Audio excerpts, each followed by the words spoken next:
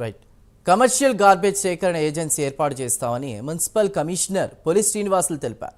కొంతమంది వ్యక్తులు కార్పొరేషన్ అనుమతి లేకుండా చికెన్ వేస్ట్ చేస్తున్నారని, ఆ వేస్ట్ చేపల చెరువులకు పంపుతున్నారని కమిషనర్ అన్నారు.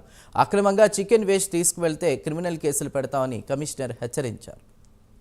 కమర్షియల్ ఎస్టాబ్లిష్మెంట్స్ 100% వాళ్ళు అటెండ్ అవ్వట్లేదు.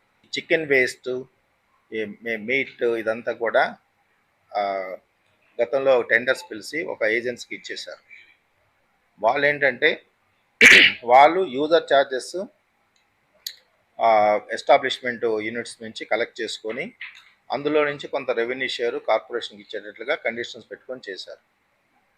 కాకపోతే అన్ఫార్చునేట్ ఏంటంటే ఇప్పటిదాకా వాళ్ళు ఎవరికైతే ఇస్తున్నారో ఆ చికెన్ వేస్ట్, వాళ్ళు అనాథరైజ్డ్గా తీసుకెళ్ళి చేపల చెరువులకి వాటికి ఇల్లీగల్గా ట్రాన్స్పోర్ట్ చేస్తున్నారు.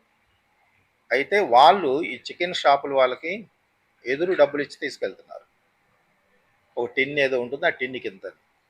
కాబట్టి ఎప్పుడైతే ఈ కార్పొరేషన్ ఈ డెసిషన్ తీసుకొని గతంలో టెండర్స్ కాల్ఫర్ చేసి యూజర్ ఛార్జెస్ కలెక్ట్ చేసే విధంగా ఆర్డర్స్ ఇచ్చారో, ఈ చికెన్ స్టాల్స్ వాళ్ళందరూ కూడా రివర్స్ అయ్యారు.